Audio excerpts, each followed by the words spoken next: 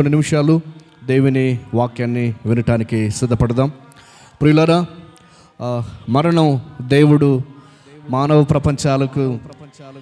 ప్రపంచానికి అందించిన ఒక చివరి ప్రయాణం. మనం ప్రేమించిన వారు, మనల్ని ప్రేమించిన వారు మరణమనే ఆ సందర్భము ద్వారా వేరై మనలను వారు విడిచి, మనం వారిని విడిచి ఒంటరిగా జీవించాల్సిన తరుణం మనకు ఎదురవుతూ ఉంది. ప్రతి పుట్టుక ప్రతి చావును గుర్తు చేస్తూ ఉంది. చావును జయించగలిగిన యోధుడు, ధీరుడు ఎవరైనా ఉన్నారంటే వారి ప్రపంచంలో ప్రభు అయిన యేసుక్రీస్తు ఒక్కరే. కాబట్టి ఆయన ద్వారా మాత్రమే నెమ్మది, సమాధానం, ఆదరణ, నిరీక్షణ పొంది బ్రతకాలని నేను ప్రభును బట్టి మను చేస్తూ ఉన్నాను. వాస్తవంగా గడిచిన కొన్ని రోజుల నుండి ఒక రకమైన డిప్రెషన్, ఏంటి పరిస్థితి, ఎలా అవుతూ ఉంది అన్న ఆలోచనలో విశ్వాసంతో ప్రార్థన చేస్తూ వచ్చాం. నాయన మీరు సహాయం చేయండి, కృప చూపించండి అని. దేవుని చిత్తం బహుశా నిన్నటి వరకు ఆఖరిగా ఉందేమో, అందుకనే ఆ పిలుపును బట్టి వారిని దేవుడు తీసుకున్నాడు. కానీ వారు లేని లోటు అటు కుటుంబానికి ఇటు పరిచర్యకు చాలా వెలితిగా కనిపిస్తుంది అని నేను నమ్ముతూ ఉన్నా.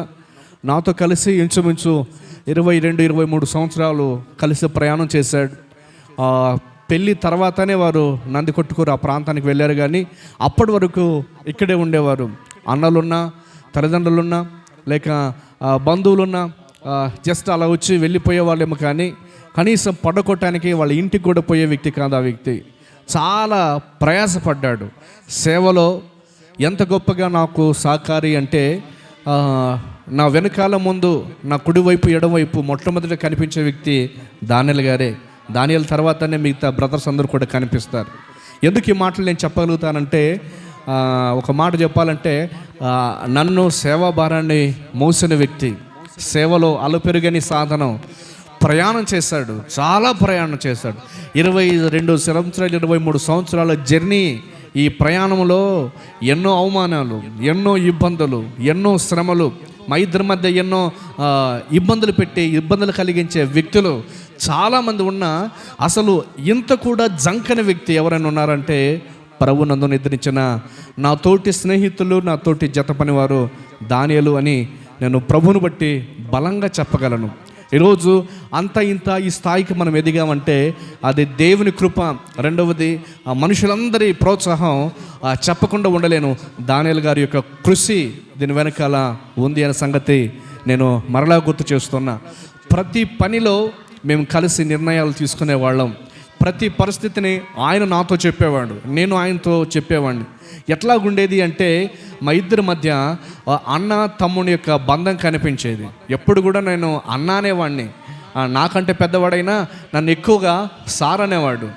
చాలా ఎక్కువగా సార్ అనే పదం పరిచయం చేసుకొని నన్ను సారే అనేవాడు. ఇంట్లో కూడా సార్ అనేవాడు. ఎందుకు ఈ మాటలు నేను గుర్తు చేసుకుంటున్నాను అంటే, అదొక విడదీయలేని గొప్ప స్నేహం, గొప్ప బంధం. నమ్మండి, ఇప్పటికీ నా మనసులో ఒకే ఒక భావన, ఒక ఫీలింగ్ ఉంది. ఇంకా ఆయన బ్రతికున్నాడు. సమాధి చేసినప్పుడు చివరిగా బాధ వచ్చింది, కానీ ఒక చాలా నిరీక్షణ కలిగి, ఎస్ ఆయన ఇంకా బ్రతికున్నాడు, ప్రభు దగ్గరికి వెళ్ళిపోయిన తర్వాత ఖచ్చితంగా నేను చూస్తాను, ప్రభుతో ఆయన ఉంటాడు, నేను కూడా ప్రభు దగ్గరికి వెళ్ళిపోయిన తర్వాత చూస్తాను అనే ఆ ఆలోచనలే ఇంకా నాలో నేటికి మెదులుతూ ఉన్నాయి. వారు వెళ్ళిపోయినా వారిలో పాడిన పాటలు చక్కగా తమ్ముళ్ళు రికార్డింగ్ చేసి యూట్యూబ్లో పెట్టడం, అసలు వాళ్ళు ఇంకా నేటికి మన మధ్య ఉండి పాడుతున్నారేమో. పొద్దున పాటలు ప్లే చేశారు తమ్ముళ్ళు, కళ్ళలో నీళ్ళు తిరిగాయి. దానియేలు మనతో లేకపోయినా ఆయన స్వరం నిత్యం మనతో ఉంది. ఆయన స్వరం నిత్యం మనతో పాడుతూ ఉంది. ఆయన స్వరం, ఆయన చనిపోయినా ఆయన స్వరం దేవుని నేటికి ఆరాధిస్తూ ఉంది. ఎందరో ఆ పాటలు బట్టి ప్రభు చేత ఆదరించబడుతూ ఉన్నారు. ఎందరో ఆ పాటలు బట్టి ఇలాంటి వ్యక్తి ప్రభు తీసుకున్నాడు, ఇలాంటి వ్యక్తి ఉండేవాళ్ళ అని చాలామంది నేటికి ఆలోచిస్తూ ఉన్నారు. ప్రియులారా, ఇది దేవుని కృప. దేవుడు చేసిన ప్రతి నిర్ణయాన్ని మనం ఖచ్చితంగా గౌరవించాల్సిందే. దేవుని తీర్పుకు ఎదురు చెప్పే వ్యక్తులు మనమైతే కాదు. విశ్వాసంతో మనం ప్రార్థన చేశాం, దేవుడు ఇక నాన్న నీవు అవసరం లేదేమో భూమి మీద, నీవు అవసరం లేదు, నీవు వచ్చేయి అని బహుశా పిలిచాడేమో. ఆ పిలుపుని బట్టి ఆయన మన మధ్య లేకుండా వెళ్ళిపోయాడు. ఆయన ఆశయాలు, ఆయన స్వరం, ఆయన కష్టం నేటికి ఈ పరిచర్లో నిలిచింది, కనిపిస్తూ ఉంది అనే సంగతి నేను గుర్తు చేస్తూ ఉన్నాం.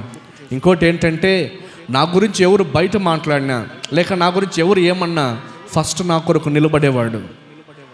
అలాంటి గొప్ప వ్యక్తి. ఒక మాటలో చెప్పాలంటే చాలా పక్కడబందీగా నా కొరకు చాలా ప్రయాసపడ్డాడు.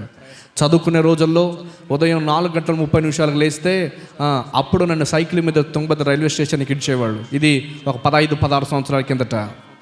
2006-2007లో నన్ను సైకిల్ మీద తీసుకెళ్ళి, అప్పుడు బైక్ ఉండేది కూడా కాదు నాకు, సైకిల్ మీద తీసుకెళ్ళి అక్కడ స్టేషన్లో డ్రాప్ చేసేవాడు. మళ్ళీ నేను వస్తే సైకిల్ చేసుకొచ్చేవాడు. అంటే అక్కడి నుండి ఎంత ప్రయాసపడ్డాడంటే చాలా గొప్పగా ప్రయాసపడ్డాడు.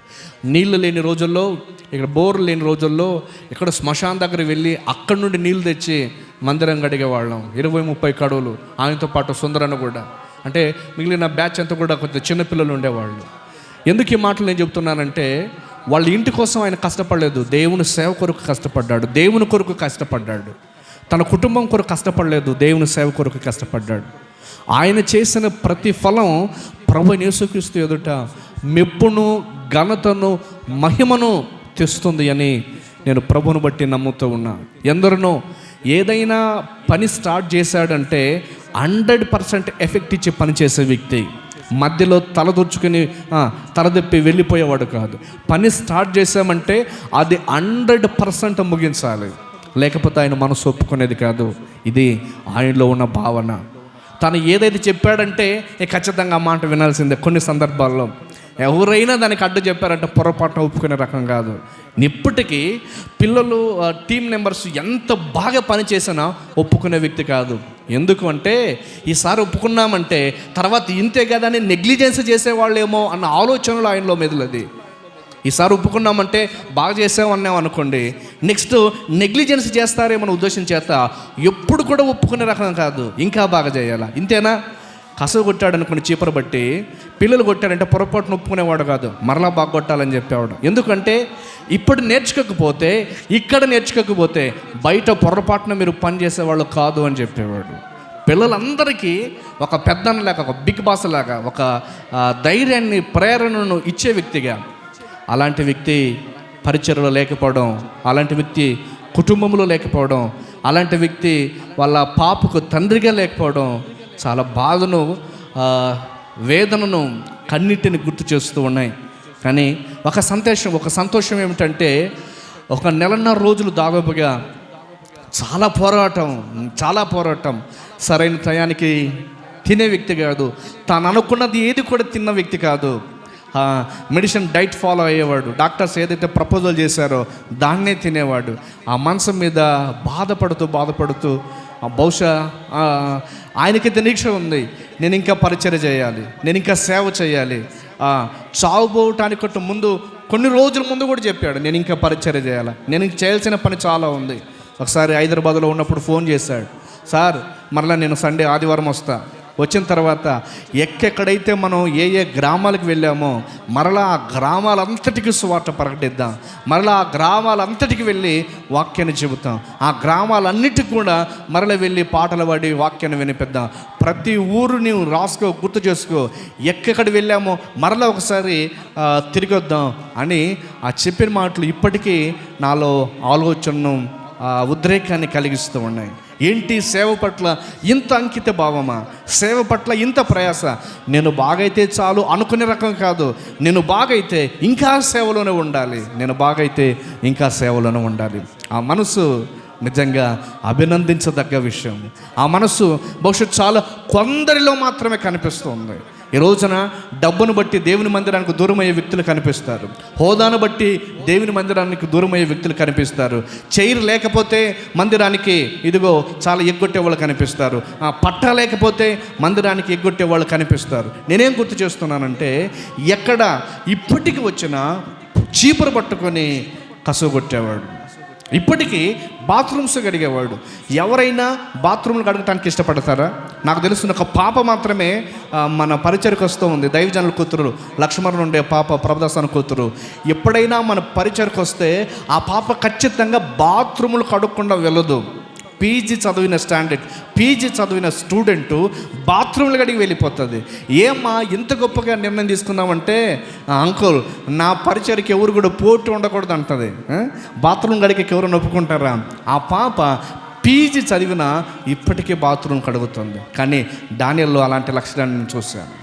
పరిచర్య అంటే బాత్రూములు కడిగే దగ్గర నుండి స్టేజ్ మీద వచ్చి పాట పాడి దేవుని మాటలు చెప్పేంత వరకు ఎక్కడ విడిచినా పని చేసేవాడు, సిగ్గుపడేవాడు కాదు. నేను ఈ స్థాయిలో ఉన్నాను, నేను పాటలు పాడే వ్యక్తి, నేను కీబోర్డు ప్లే చేసే వ్యక్తి, నన్ను చీపర పట్టుకొని కసగొట్టమంటావా అని ఆలోచన కూడా మైండ్లో రాలేదు ఆ వ్యక్తికి. సిగ్గుపడేవాడు కాదు పరిచర్య అంటే. ఈరోజు సిగ్గుపడే ఆ పరిచర్య అంటే పాట ఇయ్యలేదంటే అలిగే బ్యాచ్లు కనిపిస్తాయి, ప్రార్థన ఇయ్యలేదంటే అలిగే బ్యాచ్లు కనిపిస్తాయి, మౌత్ ఇవ్వలేదని వెళ్ళిపోయిన వ్యక్తులు కనిపిస్తూ ఉన్నారు. చాలామంది మమ్మల్ని గుర్తించలేదని వెళ్ళిపోయిన వ్యక్తులు కనిపిస్తూ ఉన్నారు. పొరకు పట్టుకొని చీపురు పట్టుకొని పనిచేసే వ్యక్తి, ఆయనలో చాలా నేర్చుకోవాలి కూడా. వ్యక్తిగతంగా నేనే చాలా సందర్భాల్లో ఎందుకన్నా పిల్లలు చేస్తే పని చేస్తారు కదా అంటే, లేదు మనం ఫస్ట్ చేస్తే పిల్లలు మనలను చూసి నేర్చుకుంటారు, మనం చేస్తేనే పిల్లలు మనల్ని చూసి నేర్చుకుంటారు. ఇదే మాటలు చెప్పేవాడు, చాలా సందర్భాలు ఇదే మాటలు చెప్పేవాడు. కానీ అలాంటి వ్యక్తులు లేకపోవడం చాలా బాధ అనిపిస్తూ ఉంది. కానీ నెమ్మది నిరీక్షణ ఏంటంటే వారు ప్రభుతో ఉన్నారు. ఒకసారి ఒక స్టోరీ నేను చదివాను. ఏంటి ఆ స్టోరీ అంటే, ఒక ఆయన కొన్ని రోజులు సేవ పరిచర్లో ఉన్నాడట. పరిచర్లో ఉంటే చాలా బాధపడ్డాడు. మరణ పడకలో చాలా పోరాటం చేత జీవన మరణాల మధ్య పోరాడుతూ కళ్ళు మూసాడు. కళ్ళు మూసిన తర్వాత ఆయన పరలోకంలోకి వెళ్ళిపోయిన తర్వాత, ప్రభు దగ్గర ఉన్న తర్వాత ఆయన అనుకున్నాడట, అర్రే ఇంత గొప్ప లోకాన్ని, ఇంత గొప్ప ప్రపంచాన్ని, ఇంత గొప్ప అవకాశాన్ని భూమి మీద నేను ఎందుకు మిస్ చేసుకున్నానే? తొందరగా ప్రభు దగ్గరకు వచ్చింటే బాగుండేది, తొందరగా ప్రభు సన్నిధిని అనుభవించుంటే బాగుండేది. భూమి మీద ఎన్నో కష్టాలు, ఎన్నో ఇబ్బందులు, ఎన్నో శ్రమలు, ఎన్నో అవమానాలు, ఎన్నో పోరాటాలు. ఆ పోరాటాలను మాని ప్రభు దగ్గరికి అప్పుడే వచ్చింటే ఎంత గొప్ప తృప్తిని నేను అనుభవించేవాడో అని పరలోకంలో ప్రభు దగ్గరికి వెళ్ళిపోయిన తర్వాత నిత్య విశ్రాంతిలో ఆయన ఆలోచిస్తూ ఉన్నాడట. ఆ మహిమ కలిగిన లోకములో ప్రభువే దేదీప్యమానంగా ఉండి, చీకటైనను వెలుగైనను చీకటి లేకుండా వెలుగే అయి ఉన్న ఆ దేవుడిని ఆరాధిస్తూ, ఆకలి దప్పులు లేకుండా, లోకము పాపము లేకుండా నిత్యము ప్రభుతో ఆరాధించేమయం అది తలుచుకున్నప్పుడు, ఎందుక నేను దేవుని సన్నిధిని భూమి మీద నిర్లక్ష్యం చేశాను అన్నట్టు ఆయన గుర్తు చేసుకున్నాడంట. ఎందుకు నేను త్వరగా వచ్చింటే బాగుండేది, ఎందుకు ఆలస్యమైందో అనుకొని తర్వాత అన్నాడట, అది ప్రభువు దగ్గరికి పోతే తప్ప మనకు అర్థం కాదు అన్న భావన గుర్తు చేస్తుంది. ప్రియులారా, ప్రియ సోదరి, ప్రియ సహోదరుడా, నేను ప్రభువుని బట్టి గుర్తు చేస్తూ ఉన్నా. వారు తమ ప్రయాస మానారు. 23 సంవత్సరాల పరిచర్యలో తమ కష్టాన్ని మానారు, తమ ఇబ్బందిని మానారు. తాను ప్రయాసపడిన సేవను మరిచి ప్రభువులో విశ్రాంతి నేటికి అనుభవిస్తూ ఉన్నాడు. భూమి మీద ఉన్నప్పుడు శరీరం సహకరించేది కాదు. చివరి ఒక 50 రోజులు మనం ఆలోచిస్తూ ఉన్నప్పుడు నడవటానికి కూడా చాలా ఇబ్బంది పడేవాడు, ఏడ్చేవాడు. ఏంటి పరిస్థితి? దేవుని పిల్లలు దేవుణ్ణి ప్రేమించే వారికి సమస్తము సమకూడి మేలు కొరికే జరుగుతూ ఉంది. బహుశా దాన్ని ఎరిగి నన్ను ఏది చేసినా దేవుడు తన ఇష్టానుసారంగా చేస్తాడని నిరీక్షణ కలిగి విశ్వాసంతో ముందుకు సాగిపోతాడు. చివరిగా ఆయన బ్రతుకుతానన్న ఆలోచన 100% ఉంది. కానీ ఆ దేవుని చిత్తం, దేవుని ఉద్దేశం మనతో లేకపోవడం చాలా బాధను కనిపిస్తుంది. ఆలోచిస్తూ ఉన్నప్పుడు తమ్ముడు రాత్రి 2:11 ఫోన్ చేశాడు. అన్న ఇట్లా అయిపోయింది, డానియల్ అన్న లేడు మనతో అన్నప్పుడు శరీరం వణికిపోయింది. నాకు ఏంటి ఏడుపు వచ్చింది, శరీరం వణికిపోయింది. లేడా అన్న ఆలోచన మనసును తొలిచివేసింది. వాళ్ళు ఇక్కడ లేకపోయి ఉండవచ్చు, కానీ నేటికి ప్రభుతో ఉన్నారు. ఆ ధైర్యం సేవలో నేను నిలబడటానికి, సేవలో ప్రభువును చూసి సాగిపోవటానికి, ప్రభువునే గురిగా కలిగి సేవ చేశాడు వ్యక్తి. డబ్బును ఆశించి పదవిని ఆశించి, ఏదో హోదాను ఆశించి ఆ వ్యక్తి సేవ చేయలేదండి. ఆ వ్యక్తి సేవ చేసింది ప్రభువును ఆధారంగా చేసుకునే పని చేశాడు. నేను చేస్తున్నది మనుషులకు కాదు దేవునికే అని, నేను చేస్తున్నది దేవునికే అని గుర్తు చేసుకొని సేవ చేశాడు. ఏదైనా మనం పని చేస్తే ప్రతిఫలాన్ని ఆశిస్తాం. ఆ వ్యక్తి ఏమైనా ఇస్తాడా, ఈ వ్యక్తి ఏమైనా ఇస్తాడా అని మనం ఆశిస్తాం. నేను చూశాను, చచ్చిపోయేంత వరకు ఏది ఆశించకుండా పని చేశాడు. నిస్వార్థంగా దేవుడు నాకు సహాయం చేస్తాడు, దేవుడు నాకున్నాడు, దేవుడే అన్ను చూసుకుంటాడు అని దేవుని మీద ప్రయాసపడి, దేవుని మీద ఆధారం పడి ఆయన పని చేశాడు, ప్రయాసపడ్డాడు, పరుగును ముట్టించాడు. వాళ్ళ ప్రయాసలో, వాళ్ళ కష్టంలో, ఇక్కడ చిన్నపిల్లలు ఈ రోజున పెళ్ళిళ్ళై చాలామంది ఉన్నారు పెద్దలు, వాళ్ళందరూ కూడా ఆ వ్యక్తి చేత దెబ్బలు తిన్న వాళ్ళే. ఎందుకు ఈ మాటలు ఏం చేస్తున్నానంటే, మొన్న ఒక తమ్ముడు ఒక మంచి పోయిటరీ రాశాడు, కామెంటరీ. ఏంటి అంటే, చిన్నప్పుడు దానిలన్న మమ్మల్ని కొట్టకపోతే, తిట్టకపోతే బహుశా మేము ఈ స్థాయిలో ఉండేవాళ్ళం కాదేమో. ఒక గవర్నమెంట్ ఎంప్లాయీ రాసిన ఒక స్టోరీ ఏంటంటే, చిన్నప్పుడు దానిలను కొట్టకపోతే, తిట్టకపోతే, సరైన క్రమశిక్షణలో మమ్మల్ని పెట్టకపోతే మేము ఈ స్థాయిలో ఉండేవాళ్ళం కాదేమో. అంటే దీని వెనకాల ఎంత ప్రయాసపడి ఉంటాడో, ఈ పిల్లలపైన ఎంత శ్రద్ధ కలిగి ఉంటాడో, పరిచయ పట్ల ఎంత శ్రద్ధ కలిగి ఉన్నాడో దాన్ని బట్టి అర్థమవుతుంది. విచిత్రం సంగతి ఏంటంటే, ఆ రోజుల్లో మాకు మొబైల్స్ లేవు. ఈ తరానికి ఆ తరానికి తేడా ఏంటంటే, ఆ తరంలో మొబైల్స్ ఉండేది కాదు. నాతో తప్ప మిగతా ఎవరితో మొబైల్స్ ఉండేవాళ్ళు కాదు. కానీ ఈ తరంలో బైబిల్ లేకపోయినా మొబైల్ ఖచ్చితంగా ఉంటుంది. బైబిల్ లేకపోయినా చర్చికి వస్తాం, కానీ మొబైల్ లేకుండా చర్చికి రాలేం. కారణం ఏంటంటే అంత అడిక్ట్ అయిపోయాం. ఈ తరాన్ని ఈ తరాన్ని క్రమశిక్షణ చేయడం, ఈ తరాన్ని సరైన స్థితిలో పెట్టడం సవాలుతో కూడుకున్న సందర్భం కల్పిస్తుంది. ఈ తరాన్ని సరిచేయడం ఒక సవాలుగా మిగిలిపోయింది. కానీ అనేక రకాలుగా ఆ రోజుల్లో ప్రయాసపడి సేవ కొరకు సాగిపోయిన సందర్భాన్ని నేటికి జ్ఞాపకం చేసుకుంటూ ఉన్నప్పుడు, అలుపెరుగని యోధుడు, అలుపెరుగని పోరాట యోధుడు, విశ్వాస పౌరుడు ఒక ఘనమైన నివాళులు పొందుకొని ఆయన జీవితాన్ని ముగించారు. నాకు తెలిసి మన బసాపురంలో ఏ క్రైస్తవ విశ్వాసం చనిపోయినా అంత ప్రపంచం ఎప్పుడు కూడా రాలే. బీభత్సంగా జనాలు అంటే వాళ్ళ సేవ, వాళ్ళ పరిచర్య ఎందరో హృదయాలను తాకింది అని నేను నమ్ముతూ ఉన్నా. మేమంతా టీమ్గా కలిసిపోతే వెళ్ళిపోతే ఫస్ట్ వాళ్ళే కనిపించేవాళ్ళు. వాళ్ళ పాటలు అయిపోయిన తర్వాత నేను వాక్యం, ఎక్కడికి వెళ్ళిపోయినా నన్ను దానిలను బాగున్నాడని నన్ను అడిగేవాళ్ళు. ఆయన వెళ్ళిపోయినా సామెలను బాగున్నాడా అని అడిగేవాళ్ళు. అంటే ఇదొక అవినభావ సంబంధం. మా పెద్దనాయన ఒక ఆయన జోయల్ గారిని సేవ చేస్తూ ఉంటారు, జీవన్ బాబు వాళ్ళ నాన్న. మా ఇద్దరిని ఏలియా అనేవాళ్ళు. అయ్యా ఏలియా చేతుల మీదుగా నీళ్ళు పోసే ఎలిషావు నీవు అని దానిలనని ఆయన చక్కగా కీర్తించేవాళ్ళు. మీ ఇద్దరు చూస్తుంటే నాకు చాలా సంతోషం అనిపిస్తుంది అని చెప్పేవాళ్ళు పెద్ద ఆయన. నిజంగా కారణం ఏంటంటే, ఈ ప్రాంతాల్లో సేవ చేసి ఈ ప్రాంతాల్లో అనేకులకు స్వార్థ ప్రకటించడంలో దేవుని చేతిలో సాధారణంగా వాడబడ్డాం. ఒక ఆయన అన్నాడు, అయ్యా ఈరోజు నీ కుడి చెయ్యి విరిగిపోయింది అన్నాడు. నా కుడి చెయ్యి ఎడమ చెయ్యి విరిగిపోవడం కాదు, నా బ్యాక్ బోన్ ఇరిగిపోయింది. ఎందుకంటే అంతగా మోసిన వ్యక్తి, చెయ్యి కంటే నన్ను మోసిన వ్యక్తి. చెయ్యి పని చేస్తుందేమో కానీ పని చేయటానికి సాధనమైన బ్యాక్ బోన్ ఆ వ్యక్తి. చాలా సందర్భాల్లో నేను చెప్పాను, ఈ ఒక్క పని, ఈ పరిచయం నేను ఒక్కడు చేయలేను. నా వెనకాల చాలామంది ఉన్నారు, నాకు బ్యాక్ సపోర్ట్ చాలామంది ఉన్నారు. కనిపించే వ్యక్తులు కొంతమంది ఇక్కడ కూర్చున్నారేమో, కనిపించని వ్యక్తులు మీ వద్ద చాలామంది ఉన్నారు. వారందరి ప్రయాస, వారందరి పోరాటం, వారందరి కృషి, వారందరి పట్టుదల, వారందరి ప్రార్థన ఈరోజు ఈ పరిచర్య ఇంతవరకు తీసుకురావటానికి దేవుడు కృప చూపించాడు. దేవుని చేతిలో నమ్మకమైన సాధనాలుగా పనిచేస్తారు. అంతే, దేవుని చేతిలో నమ్మకమైన సాధనాలుగా పనిచేస్తారు. పిల్లలు, అలాంటి వ్యక్తి నన్ను మరలా 100% గుండె మీద చేయి వేసుకొని చెప్తా, అలాంటి వ్యక్తి దొరకడం చాలా అరుదు. చాలామందిని దగ్గరుండి చూశాను, చాలామందిని వెతికి చూశాను, చాలామంది పరిశీలించి చూశాను, చాలామంది మాటలు విన్నాను. కానీ అలాంటి వ్యక్తిని నేను ఎప్పుడు కూడా చూడలే. 100% నమ్మాడు, 100% ఎఫెక్ట్ ఇచ్చాడు.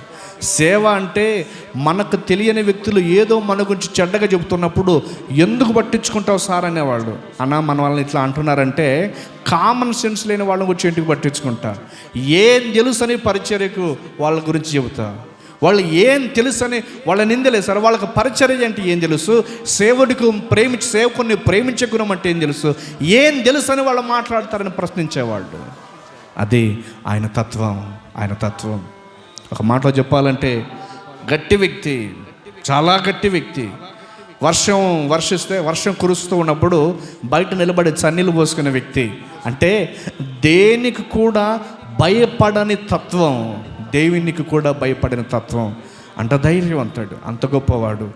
చాలా వెనకాల రాత్రులు నేను ఎప్పుడు వచ్చినా సరే వేరే ప్రయాణంలో నా కొరకు వచ్చేవాళ్ళు బండి తీసుకుని. నేను గుర్తు చేస్తున్నా, తమ్ముళ్ళు చిన్నగా ఉన్నప్పుడు నా కొరకు చాలా, ప్రభు కొరకు చాలా, పరిచర్య కొరకు చాలా ప్రయాసపడ్డాడు. ఈ రోజుల్లో ఎట్లా ఉందంటే, నేను చెప్పాను కదా గుర్తు, మౌత్ తీయలేదంటే పారిపోయే వాళ్ళు కనిపిస్తారు, మౌత్ తీయలేదంటే అలిగేవాళ్ళు కనిపిస్తూ ఉన్నారు. ఇదేనా ఇన్ని రోజులు నువ్వు నేర్చుకున్న భక్తి? నీ కాపరి ఏదో నిన్ను అన్నాడంటే, నీ కాపరి ఏదైనా నేను తిట్టాడంటే ప్లేట్ మార్చడమేనా నీ జీవితం? ఎందుకు తిట్టాడు, ఏ ఉద్దేశం చేత తిట్టాడు అన్న కనీసం ఇంకిత జ్ఞానం లేక ఆలోచించే వ్యక్తులు కరువైపోయారు. నన్ను తిట్టడమా అని గాంభీర్యాన్ని పలికే వ్యక్తులు కనిపిస్తారు. నేనేమంటాను, ఇక్కడ నిలబడలేదంటే ఎక్కడ కూడా నిలబడరు. ఇక్కడ మాకు స్వేచ్ఛ లేదు అనుకున్నాం అనుకోండి, లోకం ఇచ్చే గొప్ప స్వేచ్ఛను అనుభవించడానికి ఇష్టపడతారు. నిజమే, వేరుండు కోరువాడు ఎప్పుడైనా స్వేచ్ఛానుసారిగా ఉంటాడని లేఖనం సెలవిచ్చింది. వేరుండటానికి ఇష్టపడ్డావంటే స్వేచ్ఛను కోరుకుంటూ ఉన్నావు. ఆ స్వేచ్ఛ నీకు తెలియకుండానే చివరికి నిన్ను ఎక్కడ తీసుకెళ్తుంటో గమనిస్తే, ఆలోచిస్తే తర్వాత నీకు అర్థమవుతూ ఉంటుంది. కాబట్టి నేను ప్రభువును బట్టి గుర్తు చేస్తూ ఉన్నాను, దేవుని కొరకు నమ్మకంగా పనిచేద్దాం, దేవుని కొరకు నమ్మకంగా నిలబడదాం, దేవుని కొరకు యథార్థంగా పనిచేద్దాం, బలా నమ్మకమైన మంచి దాసుడా అనిపించుకోవటానికి ప్రయత్నం చేద్దాం. ఎవరిని తడిపినా, ఎవరిను మాట్లాడించినా ఉండాల్సిన వ్యక్తి పరిచర్యకు, ఉండాల్సిన వ్యక్తి కుటుంబానికి, ఉండాల్సిన వ్యక్తి మన ప్రాంతానికి అని చాలా చక్కగా చెప్పేవాడు. నేను కూడా మన ప్రాంతంలో చాలామంది స్వరాలు విన్నాను, పాటలు పాడే వ్యక్తుల స్వరాలు, కానీ ఆ వ్యక్తికి ఉన్నంత బేస్ వాయిస్ ఎవరిని కూడా నేను చూడలే. కరెక్ట్ పొజిషన్లో పాడేవాడు. నిత్యంగా నేను ఒక మాట అంటాను, ఒక ఇంటర్మీడియట్ డిగ్రీ కనుక చదివి ఉంటే పాటలు రాసే రికార్డింగ్ స్టూడియోకి వెళ్ళి పాటలు రికార్డింగ్ చేసే ఆ కెపాసిటీ ఉండేది, అంత నాలెడ్జ్ ఆ వ్యక్తికి ఉండేది. ఇది దేవుడు వారికి అనుగ్రహించిన నాలెడ్జ్. ఎక్కడో సంగీత సెంటర్లోనికో లేక సంగీతం నేర్పే కళాశాలకి వెళ్ళి ఆయన నేర్చుకోలేదు విద్యను, ప్రాక్టీస్ చేశాడు. దేవుడు తనకు స్వతహాగా ఇచ్చిన స్వరాన్ని దేవుని సేవలో చాలా గొప్పగా వాడేవాడు. ఇప్పటికీ ఒక మౌత్ ఉంది మాతో, ఆ మౌత్ను ఆ వ్యక్తి తప్ప వేరే వాళ్ళు ఎవరు పాడరు కూడా. ఎందుకంటే ఆ వ్యక్తికి సరిపోయేంత వాయిస్ మాలో ఎవరిది కూడా లేదు. అంత గొప్ప వాయిస్. ఆ మౌత్ పక్కకు కూర్చుంది, ఈరోజు మూగపోయింది, సైలెంట్ ఉంది. చాలా సందర్భాలు అనేవాళ్ళం, అన్న మౌత్ వెళ్ళిపోతే, మౌత్ పాడైతే మరలా నీకు మౌత్ కొనాలంటే చాలా కష్టం అనేవాళ్ళం జోకుగా.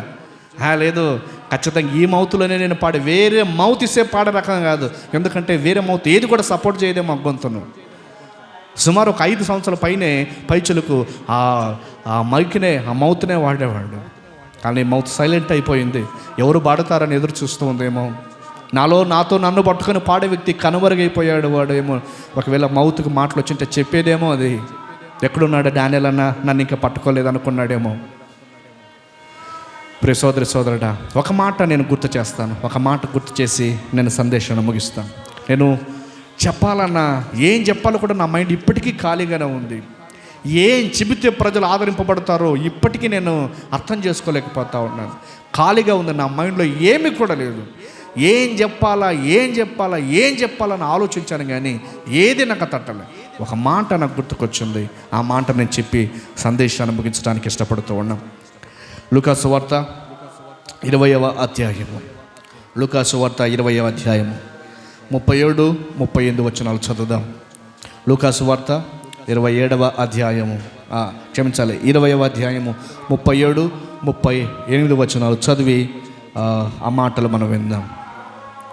పొదను గురించిన భాగములో ప్రభు అబ్రహాము దేవుడనియు, ఇస్సాకు దేవుడనియు, యాకోబు దేవుడనియో చెప్పుచు మృతులు లేతురని మోసే సూచించెను. ఆయన సజీవులకే దేవుడు కానీ మృతులకు దేవుడు కాడు. ఆయన దృష్టికి అందరూ జీవించుచున్నారని వారికి ఉత్తరమిచ్చెను. చదవబడిన లేఖనంలో ఒక ప్రత్యేకమైన డిఫికల్ట్ సిచ్యువేషన్ అక్కడ మనకు కనిపిస్తుంది. ఏమిటి అంటే, పునరుత్థానము లేదు అని చెప్పే సద్దుకయ్యుల బ్యాచ్ ప్రభు దగ్గరకు వచ్చి, అయ్యా పునరుత్థానం ఉంటే మేము నమ్మము, పునరుత్థానం అసలు లేదు అని చెప్పేవాళ్ళు. ఎట్లాగంటే వాళ్ళు ఒక ఎగ్జాంపుల్ చెప్పారు. ఏం ఎగ్జాంపుల్ చెప్పారంటే, ఒక పురుషుడు ఉన్నాడు అనుకోండి, ఒక స్త్రీ ఉందనుకోండి. ఆ స్త్రీ ఒకవేళ భర్త చనిపోతే వేరే పురుషుడిని పెళ్లి చేసుకోవచ్చు. ఇక్కడ అదే చెప్పాడు. ఏం చెప్పాడు అంటే చూద్దాం, కింద చూద్దాం. ఆయన ఏం చెప్పాడంటే, పునరుత్థానం 27వ వచనం, లూకాసు వార్త 20 నుండి 27 వచనాలు. పునరుత్థానం లేదని చెప్పేది సద్దుకయ్యులు కొందరు ఆయన ఎద్దుకు వచ్చి ఇట్లనరి, బోధకుడా, భార్య బ్రతుకుండగా ఒకని సహోదరుడు సంతానం లేక చనిపోయిన ఎట్లా అతని సహోదరుడు అతని భార్యను పెళ్లి చేసుకొని తన సహోదరునికి సంతానం కలుగు చేయవలెనని మోషే మనకు రాసి ఇచ్చాను కదా అన్నాడు. ఏమిటి సందర్భం అంటే, ఒక ఆమె అన్నదమ్ములు ఉన్నారనుకోండి. పెద్ద ఆయన ఒక ఆమెను పెళ్లి చేసుకున్నాడు. పెళ్లి చేసుకున్న తర్వాత పిల్లలు కాకుండా అన్న చనిపోయాడు అనుకోండి, రెండవ వ్యక్తి ఆ అన్న భార్యను చేసుకోవచ్చు. పాత నిబంధనలో దేవుడు దాన్ని ఆమోదించాడు. రెండవ వ్యక్తి పిల్లలు కాకుండా అన్న చనిపోతే రెండవ వ్యక్తి చేసుకోవచ్చు. ఒకవేళ అతడు కూడా పిల్లలు కాక చనిపోయాడు అనుకోండి, మూడో వ్యక్తి చేసుకోవచ్చు. అట్లాగా వాళ్ళు ఊహించారు. ఏం ఊహించారంటే, 7 మందిని ఆమె పెళ్లి చేసుకుంది, నీవేమో చనిపోయిన తర్వాత తిరిగి లేస్తావని చెప్పావు కదా. 7 మంది పెళ్లి చేసుకున్న తర్వాత వాళ్ళ ప్రశ్న చూడండి, వాళ్ళ క్వశ్చన్ చూడండి. 7 మందిని పెళ్లి చేసుకొని చనిపోయింది పిల్లలు లేక, తర్వాత ఈమె కూడా చనిపోయింది. మరి తిరిగి లేస్తావని చెప్తున్నావే, తిరిగి లేచినప్పుడు 7 మందిని పెళ్లి చేసుకుని ఈమె ఎవరికి భార్యగా ఉంటుంది అని వాళ్ళు ప్రశ్నించారు. వాళ్ళ ప్రశ్న చాలా గొప్పదిగా కాలర్ ఎగిరేసుకొని అడిగేవాళ్ళేమో, ఇట్లుంటి చెప్పండి, మాకు సమాధానం చెప్పండి అని వాళ్ళు ఆలోచించి అందరు బట్టి పునరుత్థానం లేదు అని కన్క్లూజన్కి వచ్చారు. పునరుత్థానం లేదని చెప్పేవాళ్ళు. అప్పుడు ప్రభు ఒక ఆధారాన్ని తీసుకొని, ఒక ఎగ్జాంపుల్ తీసుకొని చెప్పాడు. ఏం చెప్పాడంటే, పునరుత్థానం ఉంది అని చెప్పాడు. ఆయన పునరుత్థానం ఉందని చెప్పడానికి ఒక ఉదాహరణ తీసుకున్నాడు. దేవుడు బ్రతికున్న వాళ్ళకే దేవుడు కానీ చనిపోయిన వాళ్ళకి దేవుడు కాదు అని చెప్పాడు. అర్థమైంది అనుకుంటాను అన్నమాట. బతుకున్నాము కదా, మనకు మాత్రమే దేవుడు. ఇప్పుడు చనిపోయారు అనుకో, డానియేలు అని చనిపోయాడు, డానియేలు అన్నకు దేవుడు కాదు, బతుకున్న వాళ్ళకే దేవుడు అని ప్రభు చెప్పాడు. దాన్ని బాగా మనం ఆలోచన చేస్తే ఈ కాన్సెప్ట్ ఏం గుర్తు చేస్తుందంటే, బతుకున్న వాళ్ళకి దేవుడు అంటే చనిపోయిన వాళ్ళకు దేవుడు కాదు అని గుర్తు చేస్తాడు. చనిపోయిన వాళ్ళు ఏంటి, బ్రతుకున్న వాళ్ళకి ఎందుకు దేవుడు, చనిపోయిన వాళ్ళకి ఎందుకు దేవుడు కాదు అంటే దానికి ఒక రీజన్ కింద మనకు కనిపిస్తుంది. అప్పుడు దేవుడు మోసేతో పొదలో ఇలా మాట్లాడతాడు. ఏం మాట్లాడతాడంటే, నేను అబ్రహాము దేవుణ్ణి, ఇస్సాకు దేవుణ్ణి, యాకోబు దేవుణ్ణి అని మోసేతో మాట్లాడుతున్నప్పుడు మనం ఆ భాగాన్ని నిర్గమకాండ 3వ అధ్యాయంలో చూస్తాం.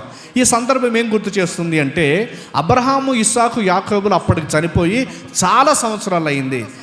అబ్రహాము ఆదికాండం 25వ అధ్యాయంలో చనిపోతాడు. అలాగే 35వ అధ్యాయంలో ఇస్సాకు చనిపోతాడు. అలాగే 50వ అధ్యాయంలో యాకోబు కూడా చనిపోతాడు. అయితే వాళ్ళు చనిపోయిన తర్వాత చాలా రోజులకి, ఇంచుమించు వాళ్ళు చనిపోయిన తర్వాత 100 సంవత్సరాలకి దేవుడు మరలా ఆ పేరును ఎత్తి గుర్తు చేశాడు. ఇప్పుడు దేవుడు సజీవులకే దేవుడైనప్పుడు మృతుడైన అబ్రహామును గురించి, మృతుడైన ఇస్సాకును గురించి, మృతుడైన యాకోబును గురించి దేవుడు మాట్లాడేవాడు కాదు.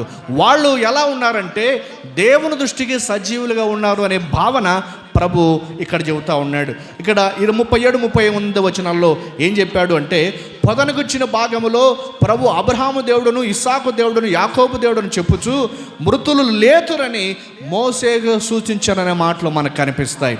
మృతులు చనిపోయిన వారు లేస్తారు. లేచిన తర్వాత ఏం చెప్పాడంటే, ప్రభు 7 మందిని పెళ్లి చేసుకుంది కదా, పునరుత్థానంలో పెళ్ళిళ్ళు ఉండవు అని చెప్పాడు. అర్థమైంది అనుకుంటాను. పరలోకములో పెళ్ళిళ్ళు ఉండవు. ఏదైనా ఉంది అంటే అది భూమి మీద మాత్రమే, భూమి మీద మాత్రమే పెళ్ళిళ్ళు. కానీ పాతాళములో పెళ్ళిళ్ళు ఉండవు. పాతాళంలో నరకము, బాధ, అగ్ని ఉంటుంది. పరదేశంలో విశ్రాంతి ఉంటుంది. పరలోకంలో ప్రభుతో మనం ఉంటాం. అది ఎలాగుంటామంటే పెళ్ళిళ్ళు లేకుండానే ప్రభుతో మనం ఉంటాం. అయితే ఈ భూమి మీద వివాహాన్ని దేవుడు ఆమోదించాడు. ఎందుకు ఆమోదించాడు అంటే ఈ భూమిని దేవుడు ఎవరినైతే నిర్ణయించాడో ఆ వ్యక్తుల చేత ఈ భూమిని నింపాలన్నది దేవుని ఆలోచన, దేవుని సంకల్పం. సో ఇలా నేను దాటిపోతూ ఉన్నాను. అక్కడ చెబుతున్న మాట ఏంటంటే ప్రభువు చనిపోయిన వాళ్ళు ప్రభువు దృష్టిలో ఎవరు అంటే, చనిపోయిన వాళ్ళు ప్రభు దృష్టిలో ఎవరు అంటే వాళ్ళు నేటికి సజీవులుగా ఉన్నవాళ్ళు. గట్టిగా చప్పలు కొడదాం. దేవుని నామానికి మహిమ కలుగును గాక. ఇక్కడ ఏం చెప్పాడంటే ఆయన దృష్టికి అందరూ జీవించుచున్నారు అన్నాడు. ఎవరి దృష్టికి? దేవుని దృష్టికి చనిపోయిన వాళ్ళు కూడా బ్రతికే ఉన్నారు అన్నాడు. కాబట్టి చనిపోయిన వాళ్ళు వాళ్ళ అడ్రస్ మారిందంతే. భూమి మీద వాళ్ళు ఉండేవాళ్ళు ఇప్పుడు అడ్రస్ మారి వాళ్ళు పరదేశంలోనికి వెళ్ళిపోయారు. పరదేశంలో ఎలా ఉంటుందంటే విశ్రాంతి స్థలం. పరదేశంలో ఆదాము మొదలుకొని ఎందరో పితరులు, ఆదాము మొదలుకొని ఎందరో ప్రవక్తలు, ఆదాము మొదలుకొని ఎందరో పరిశుద్ధులు, ఆదాము మొదలుకొని ఎందరో అపోస్తులు నేటికి ఆ పరదేశంలో వాళ్ళు విశ్రాంతి పొందుతూ ఉన్నారు. క్రీస్తునందు నిద్రించిన వారందరూ కూడా, క్రీస్తునందు చనిపోయిన వాళ్ళందరూ కూడా నేటికి పరదేశంలో ఉన్నారు. నేను ప్రభుని బట్టి నమ్ముతూ ఉన్న ప్రియ సహోదరుడు, ప్రభు సేవలో ఉన్న గొప్ప వ్యక్తి, వారు నేటికి పరదేశంలో ఉంటారు. వారు నేటికి పరదేశంలో ఉంటారు. ఉదయం ఇంట్లో ఒక డిస్కషన్ జరిగింది. ఏంటి అంటే పరలోకం, పరదేశం వెళ్ళిపోయిన తర్వాత దానిలన్న వాళ్ళతో వీళ్ళతో కలుస్తూ ఉన్నాడేమో అన్నాడు మన తమ్ముళ్ళు. అన్న పరదేశంకి వెళ్ళిపోయాడు కదా, ఇక వాళ్ళతో వీళ్ళతో నవీన్తో కలిసి ఉంటాడు. ఒకవేళ అమ్మ నాన్న ఉంటే అమ్మ నాన్న చూసి ఉంటాడు. వాళ్ళు అని ఉంటారు, ఏమన్నా తొందరగా వచ్చావు కదా, మనోళ్ళు ఎట్లా ఉన్నారని అడిగాడేమో. మనోళ్ళు బాగానే ఉంటారు, నన్ను పంపించారు ఫస్ట్ అని ఏమో మాట్లాడుకున్నారేమో, జోకులు వేసుకున్నారేమో అన్నట్టుగా నాకు అనిపిస్తుంది. నేనేం గుర్తు చేస్తున్నానంటే పరదేశంలో ప్రభువునందు భూమి మీద నమ్మకంగా జీవించిన వాళ్ళు వారు పరదేశంలో ఉంటారు. ఒక మాట, ఎవరైతే ప్రభువులో ఉండరో, ఎవరైతే ప్రభువును అంగీకరించకుండా జీవిస్తారో, ఎవరైతే ప్రభువుకు దూరంగా ఉండి జీవితాన్ని జీవిస్తారో వారు కళ్ళు మూసిన వెంటనే వాళ్ళు కళ్ళు మూసిన వెంటనే పాతాళానికి దిగిపోతారు. పాతాళము భయంకరమైనది. పాతాళము అగ్ని గంధకాల చేత మండేది. పాతాళము ఇదిగో ఆత్మలు, ప్రభు లేని ఆత్మలు ఉన్న ప్రదేశము. పాతాళము బగబగ మండుచున్న గుండం అందులో పాతాళంలో కనిపిస్తుంది. ప్రియ సోదరి సోదరుడా, ఒక మాట నేను చెప్పగలుగుతా. బలము నీదని అనుకున్నావా? ధనము నీదని అనుకున్నావా? అందము నీది అనుకున్నావా? ఆరోగ్యము నీది అనుకున్నావా? ఒక మాట, ఏది శాశ్వతం కాదు. ఏది మనకు శాశ్వతం కాదు. ప్రభువే మనకు శాశ్వతుడు. ప్రభువే మనకు ఆధారం. ప్రభువే మనకు క్షేమం. ప్రభువే మనకు సమాధానం. మనం ఈ భూమి మీద కొంతకాలం ఉంటాం. మనము మన కుటుంబాలు కొంతకాలం మాత్రమే ప్రభుతో ఈ భూమి మీద ఉంటే శాశ్వత కాలం ప్రభుతోనే మనం ఉంటాం. చాలా ప్రయాసపడి సేవ కొరకు యవనాన్ని జీవితాన్ని కష్టపట్టి ప్రభు సేవలో తుది శ్వాస వెళ్ళి నేటికి పరదేశంలో మన కొరకు ఎదురు చూస్తూ ఉన్నాడు. మరలా మనం చూస్తాం. నా మట్టుకు నేను నమ్మాను, నా మట్టుకు నేను విశ్వాసం కలిగి జీవించాను. ఉదయం మా మిస్సెస్తో మాట్లాడుతున్నప్పుడు ఖచ్చితంగా మరలా మనం దానిలను చూస్తాం. ఆయన చనిపోయాడనే బాధ, ఆయన చనిపోయాడు లేడు అని నేను అనుకోను. ప్రభుతో ఉన్నాడు అని నేను అనుకుంటా. ప్రభుతో ఆయన ఉంటాడు అని నేను అనుకుంటా. ప్రభుతో ఆయన జీవిస్తూ ఉన్నాడు. ప్రభు మహిమలో ఆయన ఉన్నాడు. మరలా మనం ప్రభు దగ్గరికి వెళ్ళిపోతే ఖచ్చితంగా కలుస్తాం. ఈ భూమి మీద కొంతకాలం కలిసి బ్రతికాం, ప్రభుతో చాలా ఎక్కువ కాలం కలిసి బ్రతుకుతాం. ఆ మాటలు నేను మా మిస్సెస్ మాట్లాడినప్పుడు ఆదరణ కలిగింది. ఎందుకంటే ప్రభువే మన ప్రతి బాష్ప బిందువును తుడిచి మన నిరీక్షణకు ఆధారమైన వాడు ప్రభు. నేను మరలా గుర్తు చేస్తున్నా, నేడే ఆ ప్రభువును మన జీవితాల్లో స్వీకరించండి. నేడే ఆ ప్రభువును కలిసి బ్రతకండి. నేడే ఆ ప్రభువును కలిగి బ్రతకండి. నేడే ఆ ప్రభువుకి మీ జీవితాలు అప్పగించండి. మరలా గుర్తు చేస్తున్నా, మరణించిన కూడా ఆయన దృష్టికి సజీవులుగా ఉంటాం. మన అడ్రస్ మారుతుందంటే, చనిపోయామంటే భూమి మీద నుండి పరదేశంకి వెళ్ళిపోతాం. ఇంకొక ఎగ్జాంపుల్ చెప్తా. పుట్టామంటే తల్లి గర్భం నుండి బయటకు వచ్చాం. తల్లి గర్భంలో ఉన్న పిండము ట్రాన్స్ఫర్ అయ్యి లేక మార్పు చెంది పరిణతి చెంది రూపాంతరం చెంది భూమి మీదకి వస్తూ ఉంటుంది. పుట్టారంటే అంత మునుపు కడుపులో ఉన్నారు కాబట్టే పుట్టారు. కడుపులో లేకుండా తల్లి గర్భంలో ఉండకుండా ఎవరైనా పుడతారా? పుట్టరు. తల్లి గర్భంలో ఉండారు కనుకనే పుట్టారు. అక్కడ నుండి అడ్రస్ మారింది. అట్లాగే చచ్చారంటే భూమి మీద నుండి అడ్రస్ మారింది. అప్పుడు ప్రభుతోనే మనం ఉంటాం. మరణము ఆయన దృష్టికి సజీవంతో ఉన్న దృశ్యం. ఆయన దృష్టికి అందరూ జీవిస్తూ ఉన్నారు. అందుకని ఆ మాట రాయబడిన మాట ఏమిటంటే ఆయన దృష్టికి అందరూ జీవించుచున్నారని వారికి ఉత్తరం ఇచ్చాను. ఆదాము మొదలుకొని ఎందరో పరిశుద్ధులు నేటికి జీవిస్తూ ఉన్నారు. ఆదాము మొదలుకొని పరిశుద్ధులు ఎందరో నేటికి జీవిస్తూ ఉన్నారు పరదేశం యందు. అందుకనే తండ్రివైన అబ్రహాం చనిపోయి 100 సంవత్సరాలు అయితే యేసుక్రీస్తు వారు ఆ సందర్భాన్ని పాతాళములో బాధపడుతున్న ధనవంతునికి చెబుతున్న మాట ఏంటంటే, ఆ ధనవంతుడు కళ్ళెత్తు చూసి, తండ్రివైన అబ్రహామా, నా యందు కనికరపడి లాజరు చేయిని ఆ నీళ్ళలో తాకి ఒక సుక్క నాకు అందించండి అని ప్రార్థన చేశాడు. ఎక్కడ అబ్రహాము, ఎక్కడ కొత్త నిబంధన? ఆదికాండము 25వ అధ్యాయం ఎక్కడ కొత్త నిబంధన? కొన్ని 100 సంవత్సరాలు వెళ్ళిపోయిన పరదేశంలో పితామహుడిగా అబ్రహాము, విశ్వాసులకు తండ్రిగా అబ్రహాం అక్కడుంటే అందులో పరిశుద్ధుల సహవాసం కనిపిస్తూ ఉంది. అందులో క్షేమాన్ని సమాధానం పొందే యోగ్యకరమైన స్థితి కనిపిస్తుంది. కాబట్టి ఆయన దృష్టికి అందరూ కూడా అబ్రహాం బ్రతికాడు, ఇసాకు బ్రతికాడు, యాకోబు బ్రతికాడు, అపోస్తులందరూ కూడా జీవంతో ఉన్నారు. నేటికి మరలా నేను గుర్తు చేస్తున్నా, క్రీస్తునందు నిద్రించిన వాళ్ళందరూ కూడా సజీవులుగానే ఉన్నారు. క్రీస్తునందు నిద్రించిన వాళ్ళు కూడా జీవంతోనే ఉన్నారు. వారందరూ జీవిస్తున్నారని లేఖనం మనం గుర్తు చేసిన మాట ఏమిటంటే, దేవుని దృష్టికి అందరూ కూడా సజీవులే. దేవుని దృష్టికి అందరూ కూడా సజీవులే. మృతులు ఎవరు అంటే, మొట్టమొదటి మృతి భయంకరమైన మృతి. అది పాపముల చేత అపరాధముల చేత చచ్చిన మృతి. రెండవది ఏంటంటే, దేవుడు లేకుండా ఎవరైతే జీవిస్తారో, దేవుడు లేకుండా శరీర సుఖాల కొరకు, శరీర భోగాల కొరకు జీవించిన వ్యక్తులు, వాళ్ళు కూడా చచ్చిన వాళ్ళే. కొందరు దేవుని ఎరగకుండా జీవిస్తున్నావన్న పేరు మాత్రం ఉంది, కానీ నువ్వు మృతుడివే అన్నాడే సంఘంతో. అలాంటి వారు మృతి. నిజమైన మరణం ఏంటంటే, పాపాన్ని ఒప్పుకోకపోవడమే, పాపాన్ని ఒప్పుకొని ప్రభు దగ్గర రాకపోవడమే. అదే ఘోరమైన వ్యక్తి, ఆ ఘోరమైన మరణం. దుష్టుడు తన దుష్టత్వం నుంచి మరణమే దేవుడు సంతోషిస్తాడు. దేవుడు దుష్టత్వంలో ఉండి అలా జీవించి చనిపోతే ఒక మాట, పాతాళములో నేటికి బాధపడాలి. తీర్పు తర్వాత మరలా అగ్నిగంధకాలతో మండే గుండములో యుగాలు కాలాలి. కాబట్టి ఆ స్థితి రాక మునిపే, అమ్మా నేడే కళ్ళు తెరుచుకో. ఓ తండ్రి, ఓ తల్లి, ఓ చెల్లి, ఓ అన్న, ఈ ఉదయకాలం నేను గుర్తు చేస్తున్నా, నీకు ప్రభు కావాలి. నీవు రక్షింపబడాలి. రక్షింపబడిన వెంటనే నీ జీవితాన్ని ప్రభుతో ఉంచుకోవటానికి ఆయన ఇష్టపడతాడు. ఈ జీవితంలో సరైన స్థితిలో లేకపోతే మరలా ప్రభువును నీవు అనుభవించలేవు. దేవుడు సంఘాన్ని, సహవాసాన్ని మనకు ఎందుకు ఇచ్చాడంటే, దినదినం ఆధ్యాత్మికంగా ఎదగటానికి. పరిచర్య ఎందుకు ఇచ్చాడంటే, పరిచర్య ధర్మం ఎందుకు ఇచ్చాడంటే, క్రీస్తు స్వారూప్యంలోనికి మనమందరూ కూడా మార్చబడే అవకాశాన్ని దేవుడు మనకి ఇస్తూ ఉన్నాడు. కాబట్టి ఈ భూమి మీద ప్రభు కొరకు నమ్మకంగా జీవించమని నేను ప్రభువును బట్టి మనం చేస్తూ ఉన్నాను. నీ సమయం, సంపద, సామర్థ్యం ప్రభు కొరకు కష్టపెట్టావా, ఒక రోజున ప్రతిఫలాన్ని చాలా ఎక్కువగా పొందుకుంటా. పరలోకములో ధనవంతులైన పరలోక పౌరులుగా జీవించడానికి ఇష్టపడదా?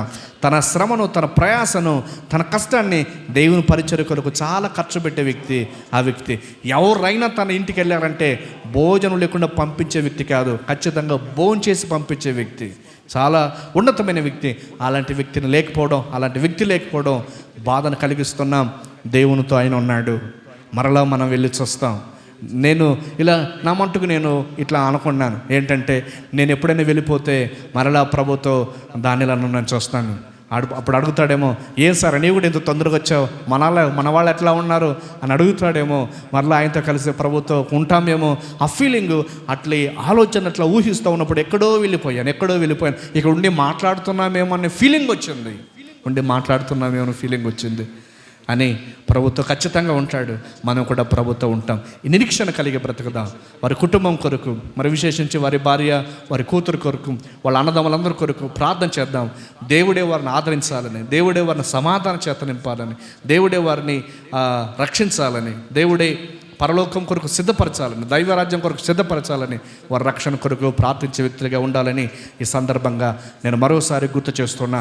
గమనిద్దాం, జీవితం చాలా వాస్తవం, మరణం చాలా వాస్తవం, మరణం తర్వాత మరొక ప్రపంచం కూడా వాస్తవం. అది క్రీస్తును నువ్వు ఉంటే, యేసుక్రీస్తుని అంగీకరిస్తే, యేసుక్రీస్తును విశ్వసిస్తే, ఈ భూమి మీద యేసుక్రీస్తు కొరకు నువ్వు నమ్మకంగా బ్రతికితే మరణించిన మరుక్షణంలోనే పరదేశంలో పరిశుద్ధులతో సమాధానాన్ని పొందుతావు. కష్టం ఉండదు, ఏడుపు ఉండదు, బాధ ఉండదు, వేదన ఉండదు, విశ్రాంతి. రెండవ రాకడ వరకు ప్రభు వచ్చేంత వరకు ఆత్మలో విశ్రాంతిలో పరదేశంలో ఉంటాయి. ప్రభు అయిన యేసుక్రీస్తు వచ్చినప్పుడు ఆ పరదేశంలో ఉన్న ఆత్మలు తన వెంట పెట్టుకొని మధ్యాకాశానికి వస్తాడు. అప్పుడు భూమి మీద ఉన్న సంఘం ఎత్తబడి ప్రభుతో మధ్యాకాశంలో కలుస్తుంది. ఇది గొప్ప ఒక ఉన్నతమైన సంఘటన. రాబోతున్న దినాలలో ప్రపంచం కొరకు దేవుడు సిద్ధపరిచిన సంఘటన. కాబట్టి బ్రతుకున్నామా, ప్రభు కొరకు నమ్మకంగా బ్రతుకుదాం. ఒకవేళ ప్రభువే మనల్ని పిలిచాడా, ప్రభుతో ఉండటానికి ఇష్టపడదాం. రక్షణ రైలు బండిని ఎక్కితే వెళ్ళేది పరలోక పట్టణానికి, ఎక్కడ కూడా ఆగదు. ఆ రక్షణ బండిని నువ్వు ఎక్కటానికి నువ్వు ప్రయత్నించాలని నేను ప్రభువును బట్టి మనం చేస్తూ ఉన్నాను. కాబట్టి మేలుకుందాం, జాగ్రత్త పడదాం. కుటుంబం ఆదరణ కొరకు మనందరికీ ఒక హెచ్చరికగా, సవాలుగా, ప్రేరణగా నిలిచిన ఆ వ్యక్తి వలె దేవుని సేవలో, దైవ సేవలో అలు పెరగకుండా దేవుని పని ఏదైనా సరే నమ్మకంగా చేయటానికి ప్రయత్నం చేద్దాం. దేవుని పని ఏదైనా సరే నమ్మకంగా చేయటానికి ప్రయత్నం చేద్దాం. నేను గుర్తు చేశాను కదా, బాత్రూములు కడిగే దగ్గర కూడా సిగ్గుపడే వ్యక్తి కాదు. ఇది దేవుడు నాకు ఇచ్చిన పని. మనం కడగలమా? ఒకసారి మీ ఆలోచన మీద చేయి వేసుకోండి. ఎక్కడైనా సరే దేవుని సన్నిధికి వెళ్ళి ఒక్కరోజనే నువ్వు బాత్రూమ్ కడిగావా? ఒకసారి ఆలోచించు, నీ మైండ్ తలంచుకో. ఓహో, అంత యుగం అనుకున్నాం. మనం బాత్రూమ్ కడగడమా? మనకు రాదు, ఫస్ట్ ఎత్తి పాడేస్తాం. ఆయన అనేవాడు, చేస్తే ప్రతి పని కూడా మనకు వస్తుంది అని, చేస్తే ప్రతి పని వస్తుందని. కాబట్టి మనం చేద్దాం, ప్రభు కొరకు చేద్దాం. పరదేశం వెళ్ళిన వెంటనే అరో మన సహోదరుడు వచ్చాడు, మన ప్రియుడు వచ్చాడు, పరదేశీ వాసు వచ్చాడు, భూమి మీద ప్రభువును మహింపరిచిన వ్యక్తి వచ్చాడని పరలోకం మనలను గురించి సంతోషించాలి. లేఖనం చెప్పిన మాట ఏమిటంటే, ఒక పాపి మారు మనసు పొందితే పరలోకంలో ఎంతో సంతోషం ఉందని దేవదూతల ఎదుట లేఖనం మనకు గుర్తు చేస్తుంది. కాబట్టి మనం మార్పు చెంది దేవుని తీర్పును దూరం అవుతూ రక్షింపబడి ఆయన కొరకు జీవించడానికి సిద్ధపడదాం. అట్టి గొప్ప ధన్యత, గొప్ప భాగ్యం వాక్యమైన మనందరికీ దేవుడే తన కృపనిచ్చి మహిమ పొందును గాక. ఆమెను అందరూ లేచిపడదాం. చివరిసారిగా ప్రార్థన చేసుకొని సందేశాన్ని, సహవాసాన్ని ముగించుకొని సెలవు తీసుకొని వెళ్ళిపోదాం.